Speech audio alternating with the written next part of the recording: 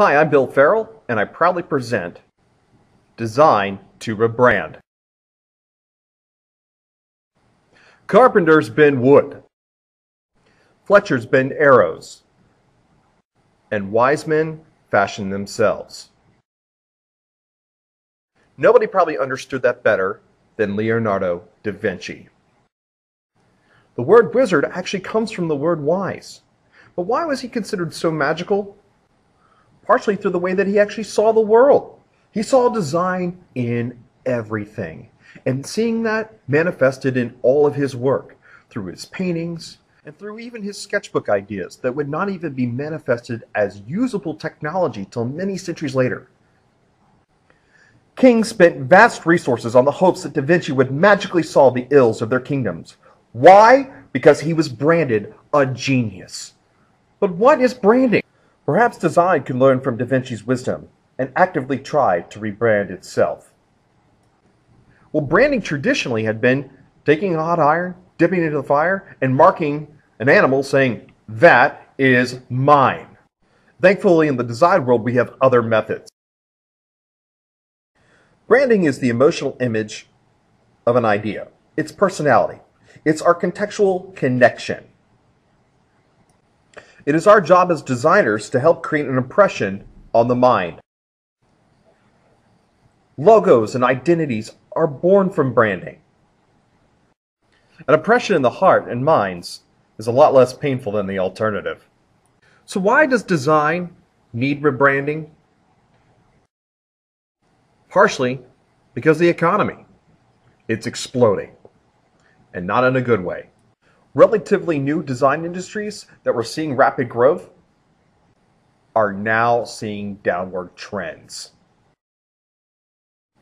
It's not quite game over, but everybody has a lot less quarters to play with. And what about traditional areas of design, like publications? Well, one such avenue is newspaper. Newspaper sales have been burning in the wrong direction. Look at the free fall of sales. These are from some of the top newspapers in the country. The value of some of these newspapers from just 2006 to 2011 has dropped in half. Design? Where is your magic? Is it gone? I'm a firm believer that design is education. But has education forgotten design? There is this pervasive attitude in education that design and the arts are expendable. Why? Because how are we branded? Painting bowls of fruit seems indulgent in comparison to the responsibilities of solving the problems of the future. If design's merits seem paltry to science and mathematics, then why would you pay for it? How can school systems with limited resources justify the expense of design classes if they don't understand their value? Budget cutters are not making the connection between the design process and the scientific method. And why? Because we're not making the connections for them. We're in the business of branding people, branding corporations and businesses, and even branding ourselves personally as a business or corporate identity. However, we have failed to brand our profession, to make those connections in other people's minds about what we're actually worth. One person who didn't have a problem seeing the value of design was Steve Jobs. Jobs saw that technology without design was just a bunch of numbers. So he brought his design sense into the computing world and helped create a platform for what? Brands! All those little applications are little brands that people connect to emotionally, and they're a lot less painful than what we do to cows. You know who else understood the power of rebranding? Coca-Cola. Specifically, Coca-Cola in Australia. You see, they had a huge problem. Sales went dramatically down. So they came up with an idea to rebrand themselves. What Coca-Cola Australia did was create a campaign called Share the Coke. It took 150 of the most popular names in Australia and allowed people to interact with the product in a new way. It encouraged people to actually buy a Coke with their name on it and to buy one of a friend and give it to them or a relative. This campaign wasn't just slap a new shiny label on an old product. Coke incorporated some behavioral science, knowing that people like interacting with objects. It helped them rediscover what they were enjoying in the first place. And talk about interacting. This campaign by Coca-Cola Australia used social networking on a whole nother level. This became the most popular site in all of Australia on Facebook. And what it was is people were even sending each other digital Cokes.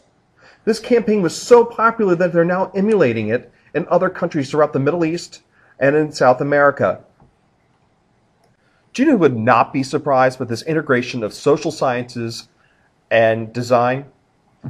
Don Norman, Vice President of Apple Computers. He's also an executive of Hewlett-Packard, and he's been calling for a long time for us to rethink design, to rebrand it, to say it's not just aesthetic choices anymore that we're making. When you create an object, it's not because of the shiny that people are going to go to it. It's going to be how they interact with it. It's what contextual way do they connect with that object. In other words, how are they branding that object and our contribution to it? And why would he be calling for that rebranding of design? Because of our value proposition. If people don't know what our contribution as an industry is, then they won't know what design is worth. Why invest in an unknown? We also as an industry need to rethink our values. The future is going to require more than just aesthetics, and we need to prove that we are worth more than just that. Barron's story is proof that design is more than just a pretty picture. You probably best know him for the cover of the Lord of the Flies novel. However, what you probably didn't know is his contribution to the final space shuttle design. NASA wanted a space plane, but it was in all these different parts. And they asked him, can you envision how to put this together? That vision is now hanging at the National Air and Space Museum in Washington, D.C. This was the first official painting of the space shuttle, but it was also the first vision of how to put it all together. And what is Barron's story doing today? Why, he's teaching. He's sharing the idea that aesthetics are not the only purpose of design, but now it's also functionality. We are much more than just a pretty picture. And the future of design is sitting in classrooms right now, dreaming up ways of how to make our future even grander. That's only if we can convince those who pay for that design education that it's still worth paying for. With rebranding, design can find its magic again. I'm Bill Farrell, and thank you for your time.